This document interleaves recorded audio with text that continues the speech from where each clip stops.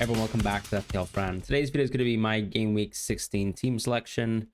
Pretty busy at work, to be honest, so apologies if I haven't been able to get back to your comments. Planning to do so tomorrow evening when I finally get to go on holiday soon. So that's a little pro.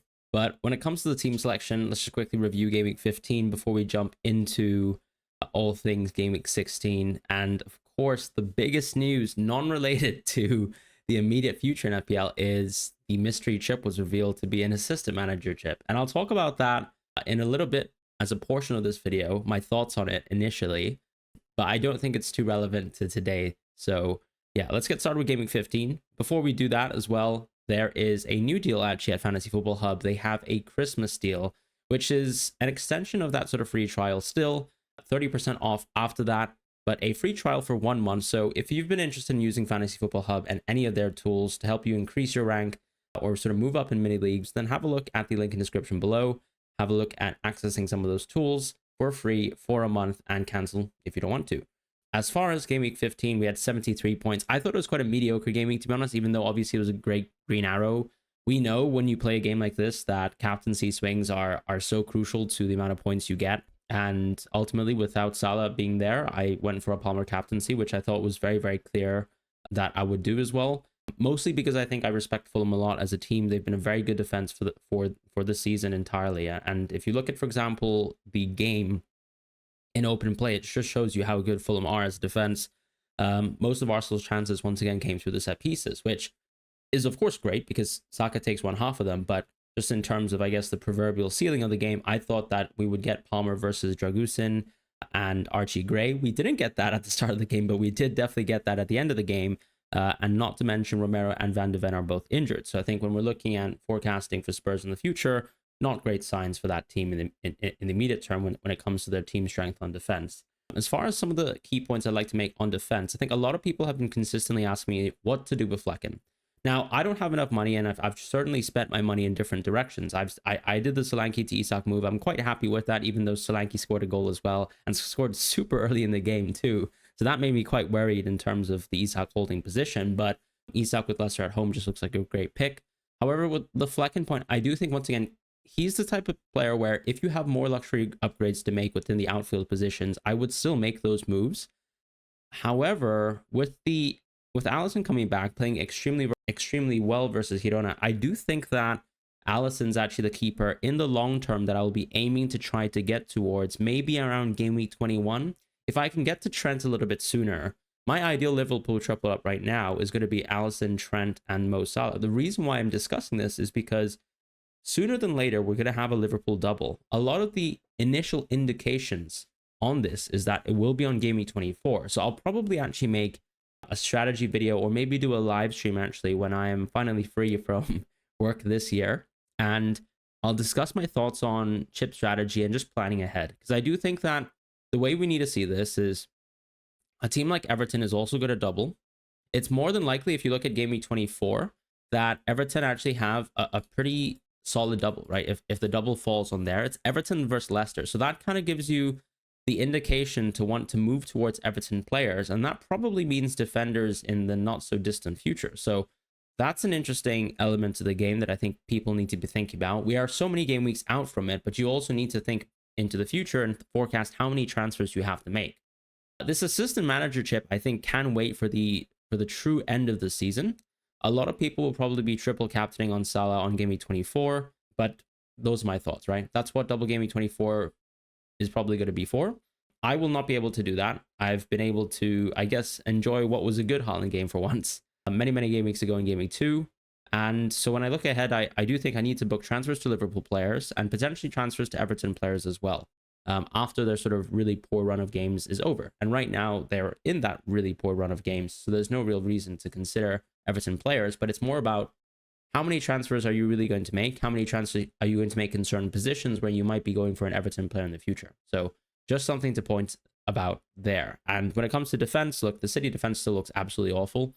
It looked no better versus Juventus, although they controlled most of the game, I think, and created really good chances in open play. It's just that I still think the defense is fragile. Pep, I think, mentioned that he didn't believe there were any defensive mistakes in that game. I slightly beg to differ, but Lewis Dunk is no better as well. And Brighton have looked rather shocking, to be quite honest, even versus a team like Leicester, who probably aren't challenging much, but I think Ruud has actually gotten them playing well. The chances that they got versus Brighton were more than deserved. It wasn't like they stole 2 goals. And I don't think it was even like the West Ham game where I think the result was a little bit mischaracterized, because I think West Ham were actually a very good offense within that game. So a little bit embarrassing, I'd say, from Brighton, I suppose, to not capitalize on games like this, unfortunately. But they're still in a great position in the league table, so there's nothing really to scoff at there. In the midfield, Mbeumo was very good. I've already made my thoughts known on Mbeumo. I talked about the Mbeumo to Bowen move a couple of weeks ago. I thought that was a luxury move. It's nice as an Mbeumo owner to not have lost out heavily towards Bowen owners, because I think Bowen deserved a lot within the previous game, and then actually was arguably clinical within the previous match as well. So Bowen is a very solid, consistent pick. He clearly has good fixtures. Do I see Bowen as a transfer in the future for myself? Not really. I think I'm still looking at Mbeumo out as a general transfer move, or someone even cheaper if I want to spend money in other positions. Like, for example, if I want to go towards a team where I'm going for Isak, Solanke, João Pedro in the future, I'll need more funds, and therefore I'll also need Mbeumo out. But with the idea that Eze is going to be open for me around game week 18-19, I think I'm happy with that. And keeping Mbeumo in the short term. In terms of Palmer-Saka, Salah, nothing to talk about there. Rodgers, same thing too. I think a lot of people have, opened their eyes towards Enzo and Iwobi. Surely it comes down to the rotation that you have, depending on, let's say, the budget forwards you have, and how you plan to rotate against certain players, and maybe even whether you plan to play 4 back at a time. But the way I see it, I'm not so intrigued, I suppose, on this game week to go for Enzo, because the way I see it is Enzo has a great fixture this game week.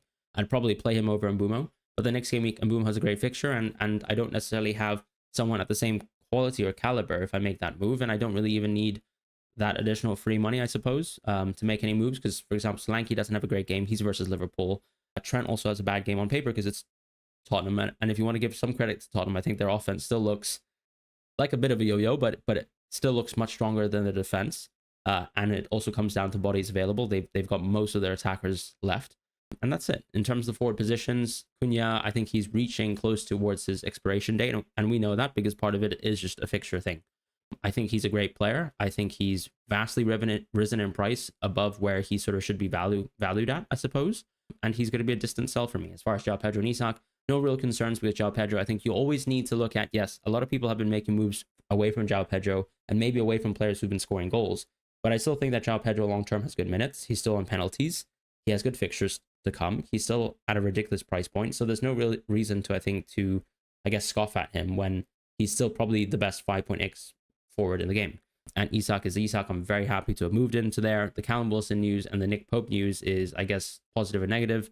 Don't think Nick Pope has a huge impact in terms of Isak when it comes to him scoring. So just looking forward to having that Leicester at home fixture. Now, when it comes to, let's say, Gabriel, I think he's the biggest question mark in my team. And that's why I'm spending so much time in terms of Game Week 15 review, because it's also almost like an interim team review, right? We're trying to assess moves in the future, not just for Game Week 16. And Gabriel is a tricky one, because I do think that we're not going to get information from Arteta. A lot of the Arsenal sources that I once again have to say are not reliable. I don't think there's a genuine Arsenal leaker in the business. People can pretend that they are, but the reason why I've looked at leaks before and can recognize that is because I've seen iterations of lineups projected by people who we think are leakers, and they tend to be wrong. And you can't trust someone who has been wrong before, I would say. And unfortunately, we just don't have that sort of level of information with team news and ticks as well. Not really, I think, that clued up into doing ITK work, or not motivated, I suppose. So Gabriel, I think that he'll play on the weekend. That's my guess. But then needing to have an auto sub is a reality. And Chris, or rather Lewis Dunk, is going to be a player who will probably come on for me, but I don't think I'm going to get that much value once again. It's been disappointing, I think, the auto sub from Dunk, when a lot of players have had much weaker auto subs on paper, and I've gotten close to nothing from Dunk, but we'll have to just manage as it goes. I might even make an additional defender move. I'll talk about that in the Game Week 16 team selection itself. So that's my team. Pretty happy with it, but I am, once again, to point out, on 0.0 in the bank. So that probably means that the most powerful moves that I can make would be, free transfers between players at the same price point, or easily just waiting for 2 free transfers to make more structural changes. But when I look at my team now, very happy with how it looks, even from a rolling perspective for Game Week 16. So that's that. So shifting on to Game Week 16, my team selection there, my plans all start from the defense. Lewis Hall is an extremely easy play. Guardiola is an extremely easy play as well. Gabriel is an easy play. So I think the defense plays itself. The big question mark is going to be whether I actually make a move like Lewis to Colwill, because when I'm thinking about it, Lewis to Colwill is an interesting move, right? It could be a bet against Brentford entirely, even though I do have Flecken.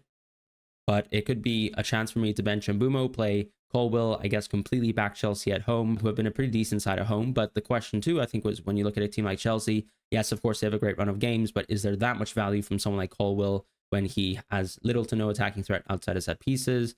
However, I'll point out that he is very much, for me, the Saliba of Chelsea. He probably is, I think, less fit than Saliba. Saliba plays international football, European competitions, and also the Premier League games. Colwill got rested recently versus Southampton. So I think when you look at the Chelsea fixture run, the only question mark around Colwill is if I'm looking at the dates when games are played, assuming that he also, very much like Cole Palmer, continues to be rested within European games like he did tonight, the big question is going to be whether he plays Ipswich away on game week 19. So the way it works is Fulham at home, 26th December.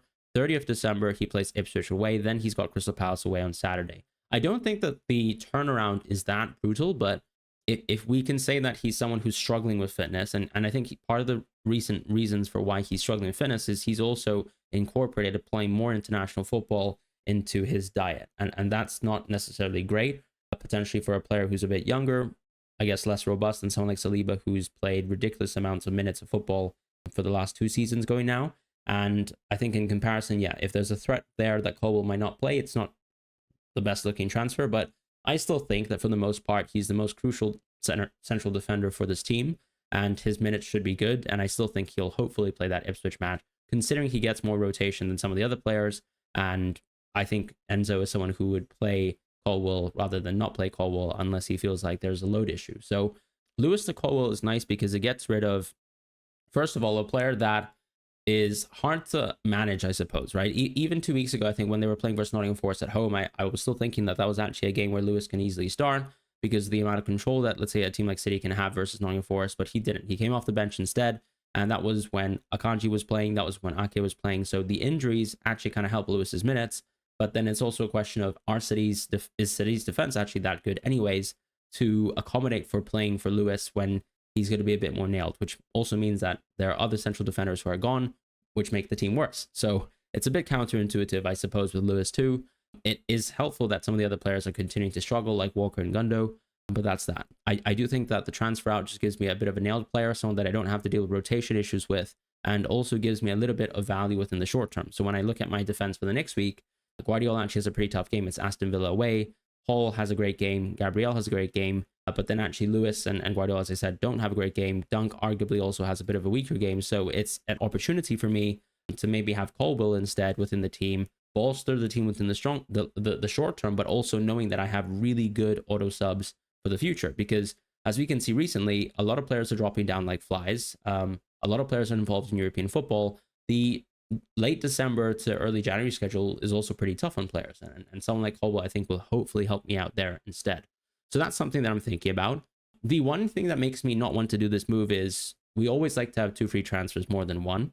Structurally, whenever I'm in a position where I have 0.0 in the bank, it probably makes sense for me to roll more than make a move that would give me very minimal gain within the prospective team that I'm fielding out for this game week. So if I played and let's say made Lewis to Colwill, I think I would actually, interestingly, I'd bench Mbumo and I'd play a 4 back and sort of bet against Brentford's offense within this game. But that's something that costs a free transfer and maybe takes a little bit of opportunity cost within the future when I can make better moves, or if I have injuries that I need to deal with that I can't deal with so nicely within one free transfer. So that's something that's clearly stuck in my head.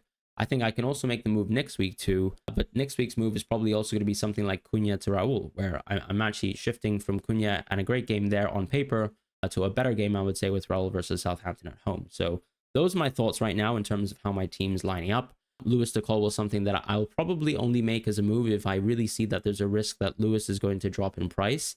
And conversely, if I see that Colwill is going to move up in price, which will want to force a move out of me for, I guess, insurance of my team in the future, but then also, once again, maintaining a little bit of flexibility within the team because I'll get 0.1 clawed back from this move, and I can hopefully have a bit more leeway when I move into someone like Trent in the future, who I'm forecasting to increase in price. Because, look, why would you not want to go into Trent? So in the midfield this week, I will be actually playing Saka, Palmer, Mbumo and Salah for the meantime. This is under the sort of expectation that I won't be doing this Lewis to Colwell move. As you guys know, if I went Lewis to Colwell, Mbumo would just be benched. It would be one or the other. And in the front line, I'll be going with Cunha, João Pedro, and Isak. The reason why I'm actually just outlaying the attack entirely instead of sort of going through midfield then attack is because I think this is a week where it's a very simple and easy play for a lot of these players. Prospectively, I would have only 2 players who are playing away from home, and that's Mbumo, who, as I said, there's a lot of players that you can replace him with within the midfield, but I don't think anyone necessarily under his price point is going to have a vastly better fixture when it comes to expected points compared to Mbumo. So the idea that you're making a move from Mbumo for 1 free transfer is not something that's worth it for me, because Mbumo is going to have a great fixture next week at home. And if I lose out on the opportunity to capitalize on that, then I might as well actually get someone who's much, much better than Mbumo this game week. And I just really don't think that's the case. Enzo has a great game. I like Enzo a lot, but I still don't think that that's going to be value recouped over the next 2 game weeks for me, particularly since I'm going to make other moves. And I want to get Cunha, for example, out of my team faster than I want to get Mbumo out of my team. But that could be wrong as an opinion, but I just think, yeah, a little bit more faith in the Brentford offense overall. That has ramifications in terms of expected penalties as well, right? I'd still expect a higher quality offense that gets more touches in the box to do better when it comes to earning penalties compared to a team like Wolves, who have actually been a really, really poor offense so far for the whole season. And that's my thoughts really on my team. As far as captaincy, the big controversial decision for me is actually I'd like to go with the market odds. This is a case where I think we've seen Brentford this season. They've been pretty underwhelming, to be quite honest. When I look at the team that I want to bank on, it's Chelsea. Chelsea have actually higher expected goals as a team compared to Liverpool. Clearly, Palmer's still a slightly inferior player compared to Salah when I think we're talking about things like goal projections and things like that. But I do think there's a gulf in terms of the quality of the fixture, and it goes back to the decision making from last week as well, where I thought that I didn't really want to invest into Saka versus Fulham simply because Fulham are a very strong defense. Now, this match is going to be at Anfield, so once again, Fulham away, but this is Brentford away as well. So that's kind of why I'm driven to make that sort of decision. The clean sheet odds for Chelsea are decent, but not great. The clean sheet odds are much better this week for Arsenal, Newcastle, and Liverpool. So once again, going back to the point that this is a good week for Liverpool and buying into someone like Trent, but not too far away from, let's say, Guardiola versus, a team like Chelsea. For the clean sheet odds to be quite close between City and Chelsea is nice. And I think hopefully, of course, we get an attacking Guardiola, but he's nevertheless more attacking than Colwell as it stands. So that's my plan. I'm going to be going with Palmer here versus Salah. It's also in a good opportunity once again to get a little bit of risk that I think I would like versus Salah. It's not nice necessarily, I think, to bet against one of your players, but I think we know this game week that Salah or Palmer are both going to have above 100% as effective ownership. So it doesn't really matter for me which player I go for. I just want to go for the player with the best theoretical ceiling, and I'll go with Palmer in this case.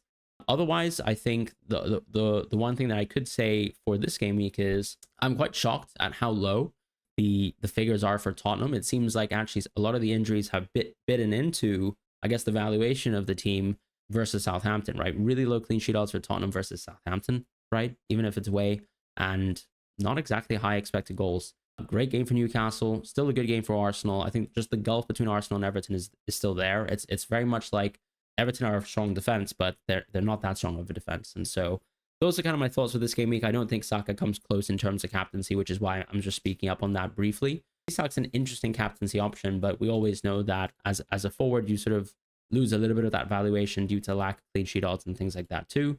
But I'm very happy to be fielding out this team this game week. Hopefully we get a better green arrow, because I don't want to be losing out to people who have 8 or 9 players fielded within a game week and still get outscored by them by 8 to 15 points. So this is a good team on paper.